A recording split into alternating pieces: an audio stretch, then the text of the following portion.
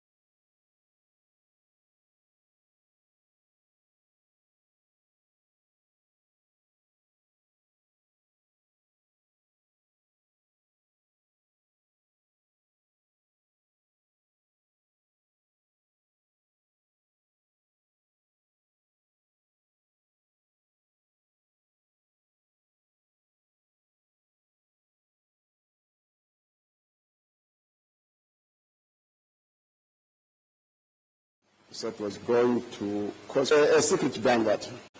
Throughout my life, I've been a speechwriter, I've been a speech maker. Today is the first time that I'm a moderator, so you understand. So with that, may I call on you, Your Excellency, to make your remarks. Thank you.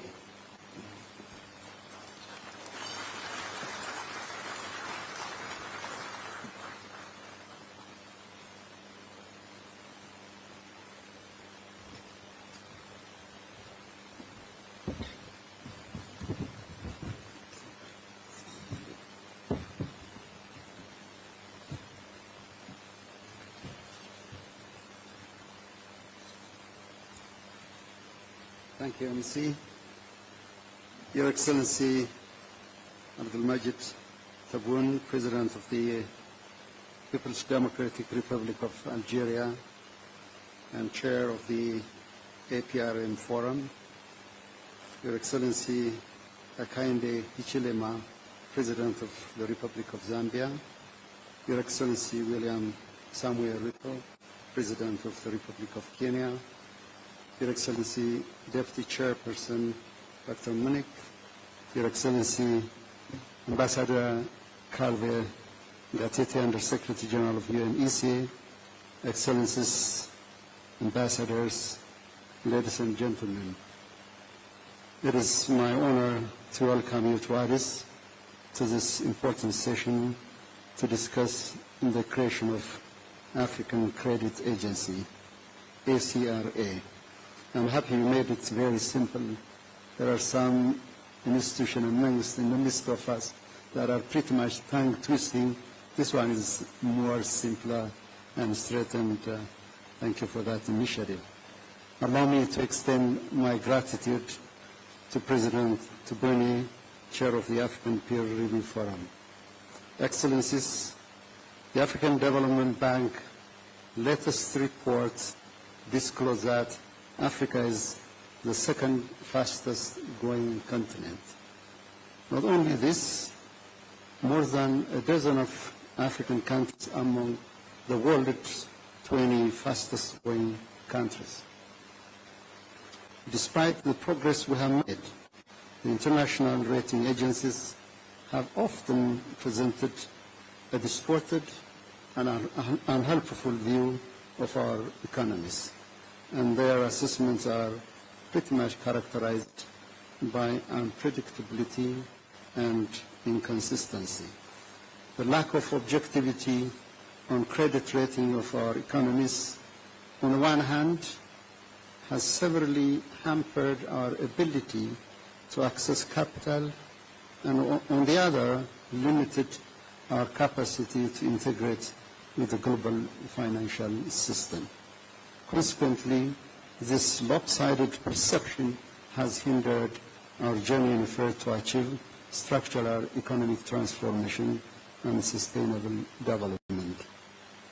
Even now, as Africa's economy demonstrates resilience and continuing its upward trajectory in the post-COVID era, an African credit rating system is more critical than ever. This will sustain the momentum of Africa's growth and progress. Excellencies, 2 years ago, while we have been diligently working to maintain our country's economic growth, one international rating agency relegated us to the so-called junk territory. It wasn't only the rating that was problematic, but the misuse of terminology, isn't it very much condescending? The lexicon was nothing but a page torn from a different era. A subtle, stinging reminder of an outdated and offensive classification of African countries. During that time, only one entity in the whole world stood against the decision made against Ethiopia. It affirmed that the rating did not accurately reflect Ethiopia's creditworthiness, and that entity was the African peer review mechanism. And allow me to seize this opportunity to extend my sincere gratitude for this historic support. It meant a lot to us. That is why, Excellencies, we believe Africa's need for a fair credit rating agency is not a theoretical case. It is rather a reality grounded in facts and lived experience. Since then, Ethiopia has made significant endeavors in its pursuit of genuine economic reform aimed at transforming the lives of its people and fostering prosperity. One notable example, and indeed a fitting backdrop to this important gathering, is the recent launch of Ethiopia's Securities Exchange, an achievement that promises to enhance both Ethiopia's regional financial and capital market. While we are committing for the establishment of a credible African credit rating agency, it is important that this agency must be grounded in 3 pillars, as my sister early outlined. That is, robust scientific models, institutional independence, as well as clearly defined parameters to ensure its objectivity. As I conclude, Excellencies, I wish to reiterate Ethiopia's continued commitment towards attaining for the full operationalization of the African Credit Rating Agency. Welcome again, and I thank you.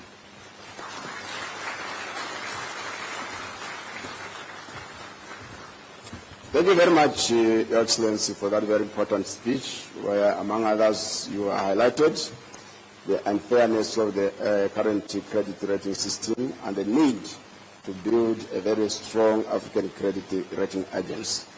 We can proceed now, and I would like to invite at this stage His Excellency, the President of Kenya. You have the floor, Your Excellency.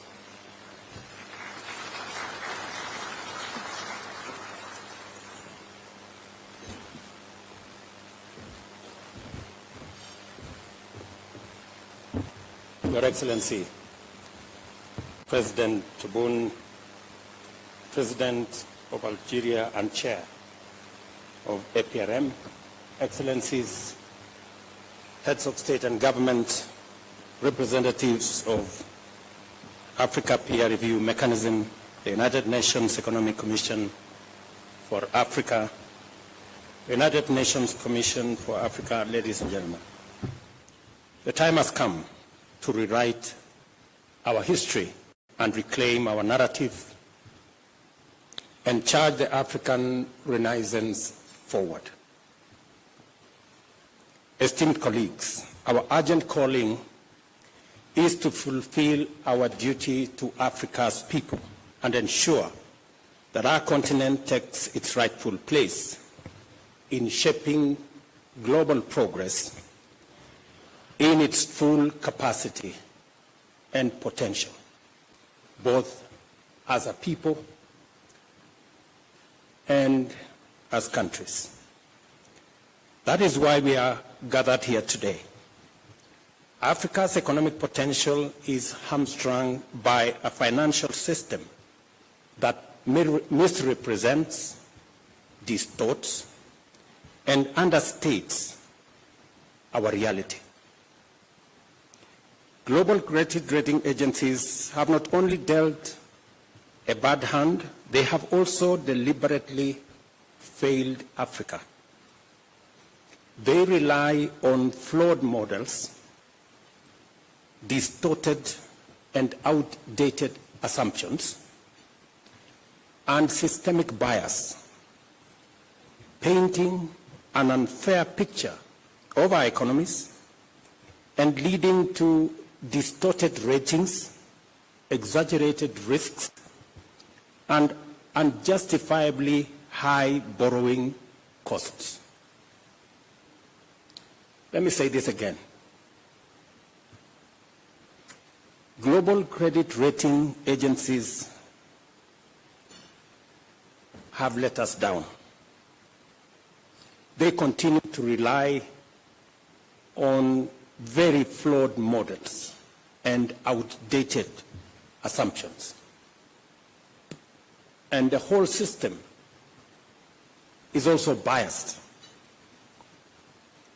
The result is that they paint a very unfair picture of our economies, and this has devastating effects because it leads to distorted ratings of what the situation really is. And it also leads to exaggerated risk of our countries and our continent, and obviously that leads to very high borrowing costs. These prejudice assessments come at an enormous cost to Africa. They deter investment, distort global trade, and derail progress towards sustainable development goals. By misjudging Africa, these agencies deny opportunities to investors and economies and deprive nations of prosperity. The numbers tell a damning story. The Africa Peer Review Mechanism and the United Nations Development Programme place the cost of biased credit rating at a staggering $75 billion in lost opportunities.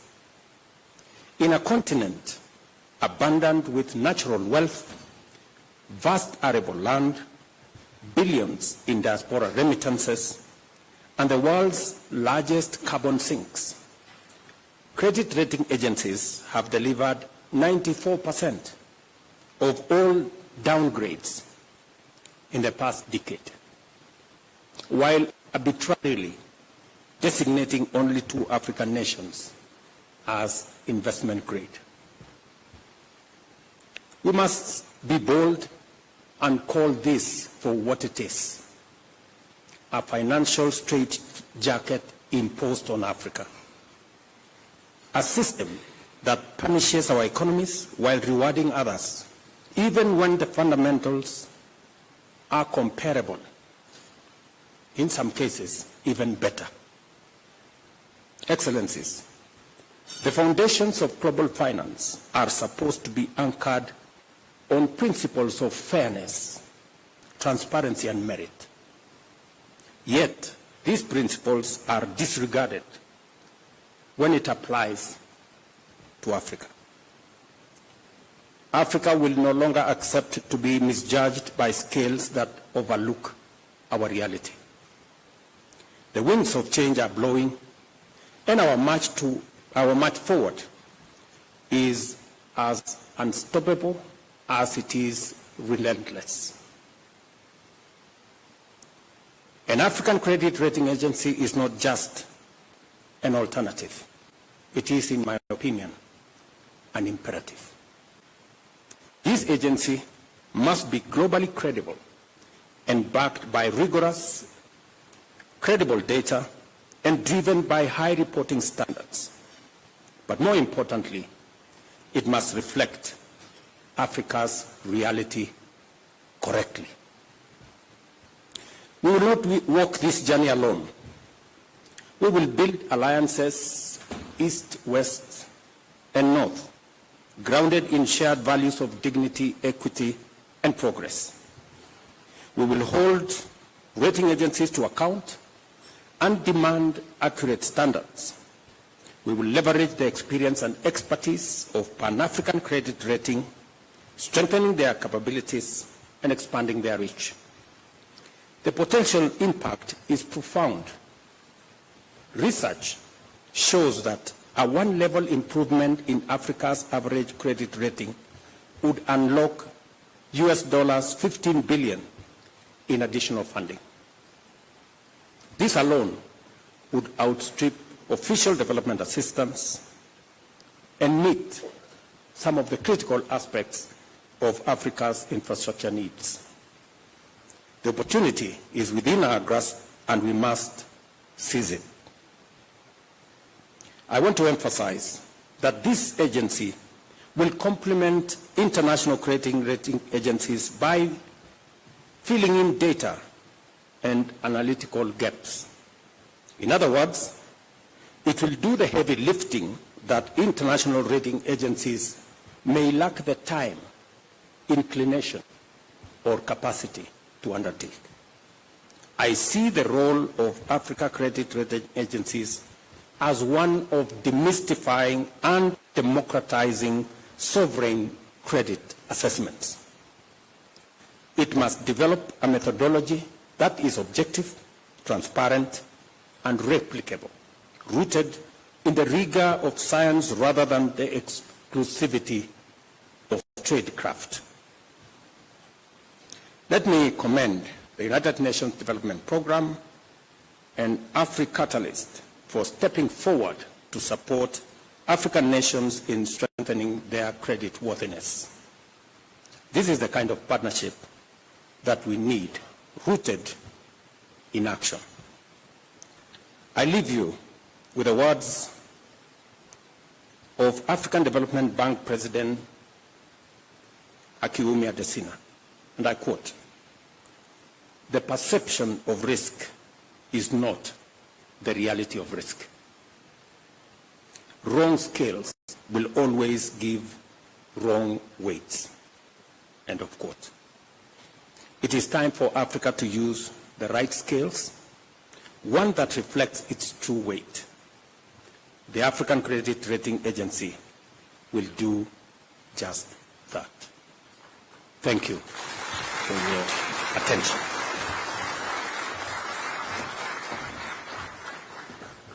Thank you very much, Your Excellency, on your call for Africa to rewrite its history and end the very costly unfair rating system, which costs about $75 billion annually, as indicated in your speech.